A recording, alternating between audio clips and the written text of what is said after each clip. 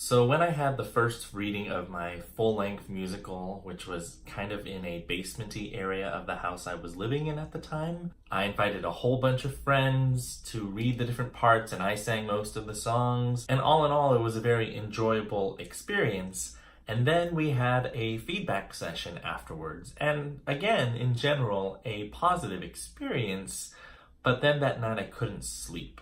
I found myself really mulling over anything that was even just a tiny bit more on the negative critiquey side. And there was a lot of anxiety building up inside of me, thinking thoughts like, oh my gosh, I don't know what I'm doing, maybe the show isn't that good. And I actually had to call a friend who was present for that reading late in the middle of the night, and thankfully he answered and we were able to kind of talk through what was going on in my brain, and he helped me calm down a lot. Thankfully, since then, I have learned more about how to receive feedback, but it has been a process. Now, there are going to be people who flat out say you can't take it personally, you have to grow a thicker skin, things like that, but not every personality can just flip those switches on. There are going to be some people who are more ready to receive that feedback and will have that thicker skin and won't take things personally.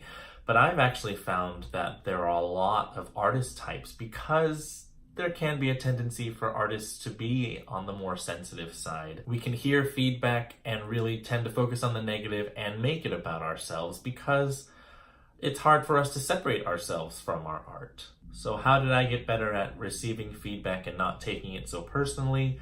Honestly, I don't know that I am doing that even right now 100%.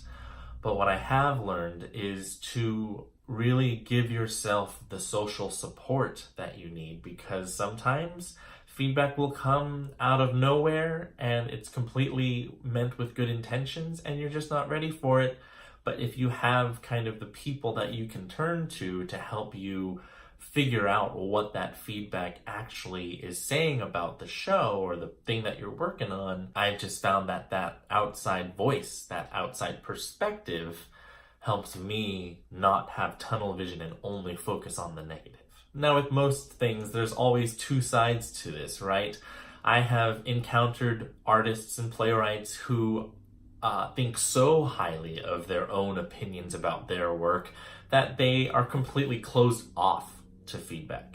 And at the other extreme, there are those who literally let the fear of what other people will say about their work paralyze them from actually getting the work out there. So from my perspective, neither extreme is particularly helpful if you want to grow as a writer, as a playwright, as an artist. You do have to start to open yourself up to that kind of critique. But what I can say is you will get better at it the more you do it. Because the more times that you do spend with people you trust, sifting through both the critique and your own feelings, the more that you can grow in confidence in who you are and where you are as an artist. I actually don't agree with this idea that you can't take what people say about your work personally. I don't think that's helpful at all. It is personal. It is your work. And at first, it is tricky because feedback's coming from all sides, all angles, and sometimes they conflict with each other. One person likes this song and another person can't stand this song. What do you do with that information? Ultimately, the decision is yours and you are in control. And no matter what you decide to do with your work, there's always going to be somebody who has something to say about it. So accepting that truth will also help you realize I'm not going to be able to please everybody, so why do I care so much that everybody's going to be pleased? One thing I will say about receiving critique is don't equate it with failure. Receiving critique is just that. You are asking people to look at what you've done and give you some thoughts, give you some opinions about what their experience was. Those opinions are not a declaration that you have failed as an artist. If anything, you're not failing as an artist because you're actually opening yourself up to those opinions and thoughts so that you can improve, so that you can continue to produce work and put it out there for people to see. And all that to say, this is something that you just keep learning. So if you have a hard time receiving feedback, I get it, I feel for you, and all I can say is it is like a lot of things.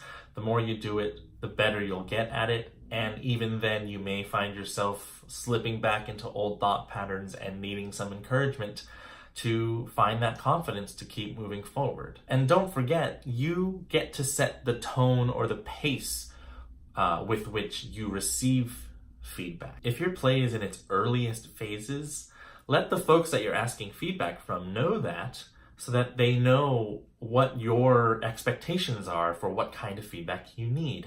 And if any of them overstep and give you feedback that is not the kind of feedback you need at that time, guess what? You get to ignore it. So remember that you get to be in control of the creative process that you need. Easier said than done, though, I know. All right, next week I am headed to Miami for the TCG conference, and I will try to do my best to vlog something while I'm there. I will see you next week.